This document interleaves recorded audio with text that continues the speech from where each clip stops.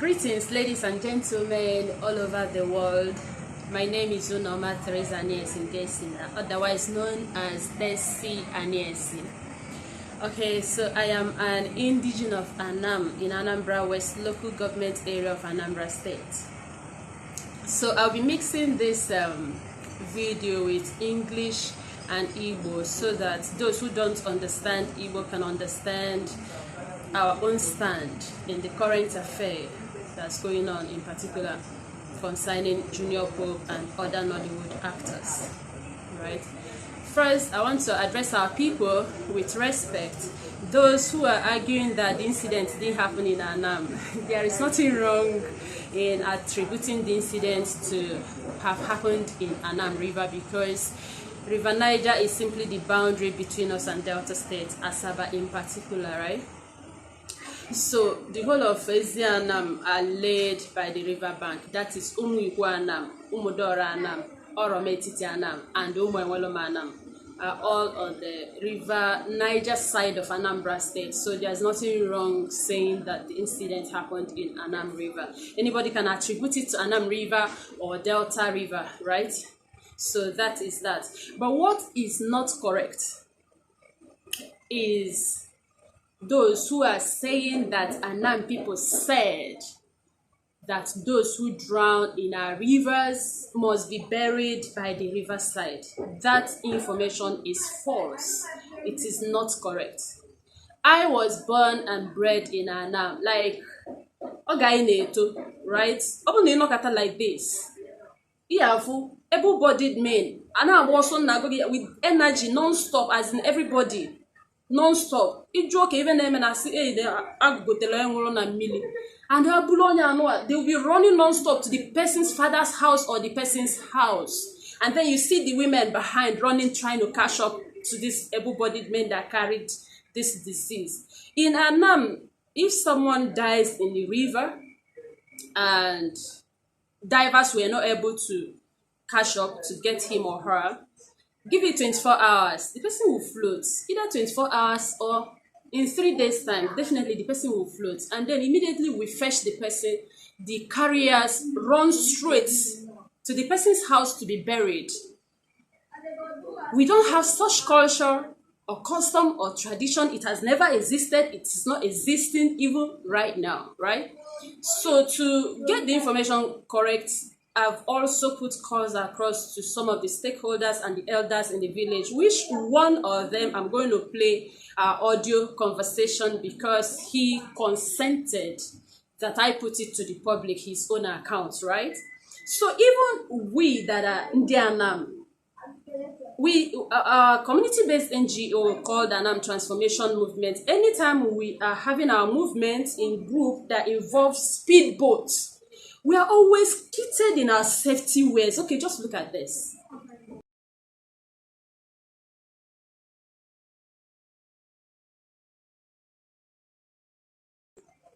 This is my team and I.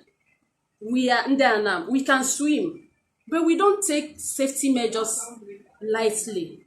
Even in road, there are road accidents. Even in air, there are air transportation accidents. So what happened was waterway accident. Is not anything spiritual that many people are trying to paint it to be like. You are not on Anam, and all of you are in one speedboat, up to 12 people, and everyone was carefree.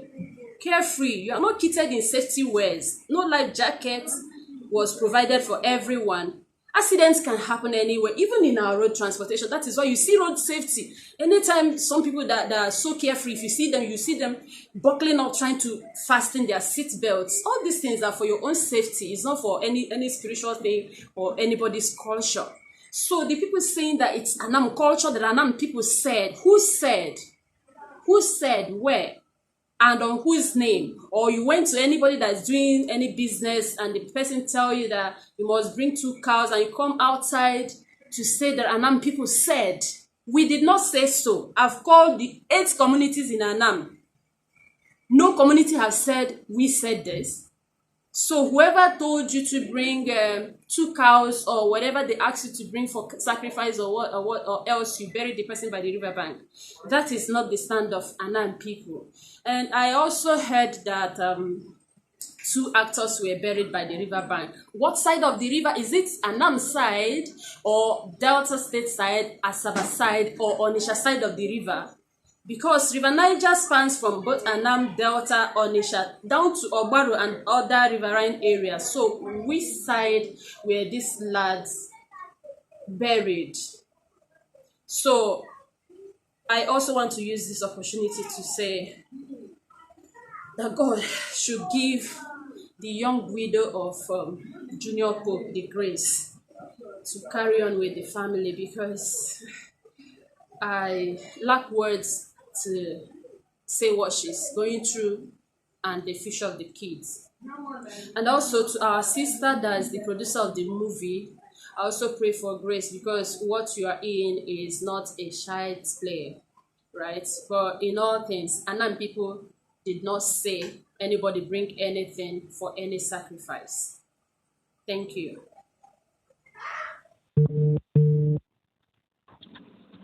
Good afternoon. Hello, Ona Makari. Akajudo Nam, Adam, sorry, Okay, so quick one. No one eventually to tag Makana. Even na Nollywood now, a whole lot of things naga in the media.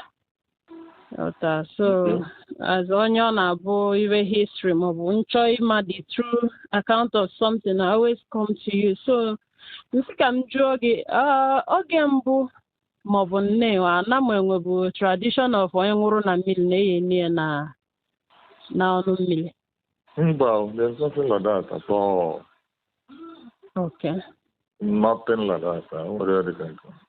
Okay, no. Okay, so but because actually me put out kind of press release. Do you have your consent if I refer that I asked you? If I reference them? Oh yes. Oh, yes. Even people like you, non-media, get such a thing. Yeah. Because now even a couple, even we don't cover. Exactly. Social media. Oboro Anam people like Anam leaders like Apa. Okay. Because no gossip social media cover. No everyone the social media is put here to rest. Much. Wow. No rumor emanated from one boy or one girl like that. Okay. On serious human being. Namaru Kudeva So I'm the culture on the gossip, the coil. All right, thank you so much. The content. Yeah, sure. So a couple of people, my friends, they are not one. Is it true now where this kind of thing? So no, but they can't publicly debunk what the thing. Yes, and I'm in such culture at all. When one and Millie, a good put here.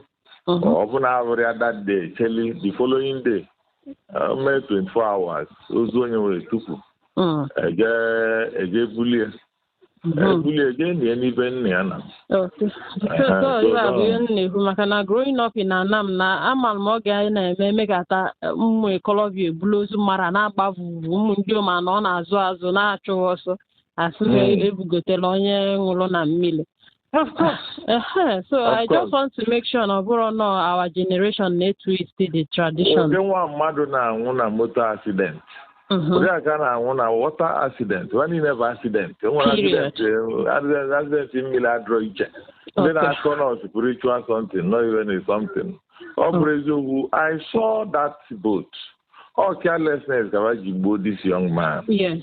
Makana ndị mara ndị youth onye bịa na unu ndị gbadro dị nwa unu dị nwa ndị azụ dị nwa sorry na nna esi unu no you are correct yeah mara nọzi ebe mụla na nwa abadi isusu onye nwere na-anya speedboat emesie na ebe anya na yon ya taa bụ ebe anya speedboat nwe onye nwere na-anya speedboat nwe number 1 uji dark eye glasses kpechi anya ya Boliwe wea na ntị ndị iwe na-akụli egwu ba na-anya ụdị speed move onye Anam yara tolerate na speedboat ọkwa na-aba speedboat mba speedboat ka cross from Asaba to Marine mmegbu ge River Niger enwepụ IG na mmụakụ ma na-atụ egwu ya mmegbu ge egwu ọcha ma n'iyi mana mbara na speedboat waje ka anya anya siwa stop that rubbish.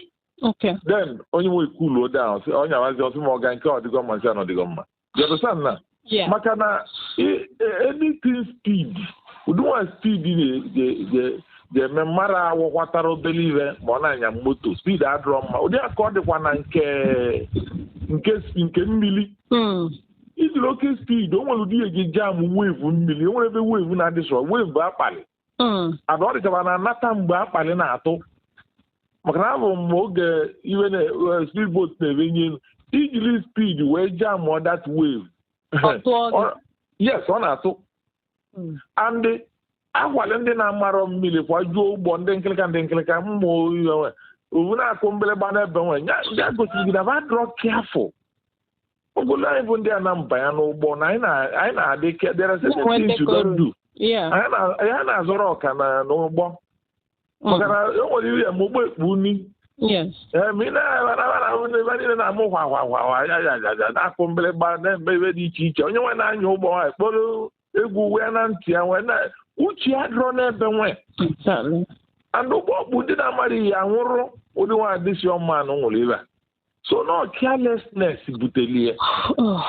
nwere spiritual ibe dị ya and anụ m some people ga na-akọ ọnụ na eji kpọọ ya Anam River. O nwere ibe dị wrong with that. It could be called Anam River. It could be called Onitsha River. It could be called Asaba River. And even between Asaba and Anam. Okay. So onye kpọọ Anam River the correct. It's not wrong, yeah. Sure. Ezi Anam mean a line up along the River Niger coast. Exactly. So the River Niger belongs to them. Were half of the River Niger from the Anam. Na area Zibasaleva. Asaba were the other half na area Zibasaleva. You only born Onitsha were half of it. From Elenchere Vari born Onitsha were. Asaba were from Elenchere Vari be Asaba. Uda ko jidini be Anam area. So we are called one Oboro. So River Niger is Anam River. Yes. Anambra River is Anam River. Yes. So Anam River, the very correct. Wrong. Okay. And accident could happen in Anam. Just to do on another area. Yeah. Maranka Bona Ndị Anam sizi buteke ni en ipele mmiri. Na Anam enwere that culture and don't worry gwalewa nke no forgery. Forgery rumor ka na akọ njakịrị ka na onye nwe na expensive njakịrị na enwere ntụkọ na atụ. Okay. I'm for setting the record straight, so I'll go live now. Thank you very much. All right, Dala.